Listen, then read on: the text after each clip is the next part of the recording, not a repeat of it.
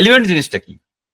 ইউটিউবের এলিমেন্টস 5টা জিনিস আছে, 5টাকে বলা হয় ইউটিউবের এলিমেন্ট। নাম্বার 1 হলো সাবটাইটেল, নাম্বার 2 হলো এন্ড স্ক্রিন, নাম্বার 3 হলো কার্ডস, নাম্বার 4 চ্যাপ্টার বা time stamp, number 5 playlist.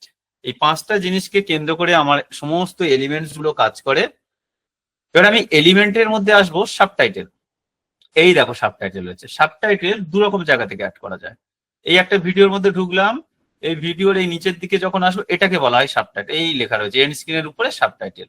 Subtitle যারা অ্যাড করবে প্রজেক্টে তাদের বেনিফিট কি? তাদের প্রজেক্ট ইন্টারন্যাশনাল মার্কেট ধরার সম্ভাবনা বেশি থাকে, তাদের প্রজেক্টে বিদেশিরা বেশি পরিমাণে দেখে, ফলে চ্যানেলের আরপিএম বাড়ে, চ্যানেলের রেভিনিউ বাড়ে।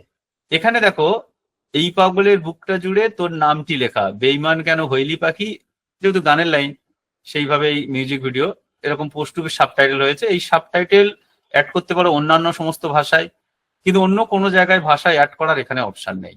এর জন্য সাবটাইটেল অ্যাড করার দুটো জায়গা রয়েছে। তাহলে এই যে সাবটাইটেলটা, আর আমার এদিকে দেখো বাঁ দিকে একটা সাবটাইটেল আছে ডিটেলস,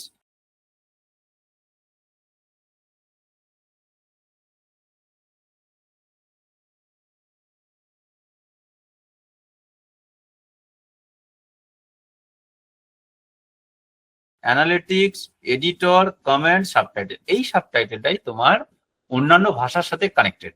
তাহলে দেখো একটা ভিডিও কিন্তু দুদিকে সাবটাইটেল আছে, লোকে সবাই বলবে যে সাবটাইটেল একই, না একই নয়। এই সাবটাইটেলটা শুধুমাত্র তোমার এই ভিডিওটার জন্য। আর এই সাবটাইটেলটা হলো ওয়ার্ল্ডের যত ভাষা রয়েছে যেগুলো গুগলের সাথে কানেক্টেড হয়েছে, সমস্ত ভাষা এখানে চলে আসে। আমি প্র্যাকটিক্যালি করে দেখিয়েও দিচ্ছি। দেখো এখানে এই যে সাবটাইটেল রয়েছে, এখানে দেখো অ্যাড ল্যাঙ্গুয়েজ। অ্যাড ল্যাঙ্গুয়েজে গিয়ে দেখো তো কত ভাষা রয়েছে। টোটাল এখানে মোস্ট প্রবাবিলিটি 190টা ভাষা রয়েছে। তুমি চাইলে 190 খানা ভাষায় তোমার এই ভিডিও পাবলিশ করতে পারবে।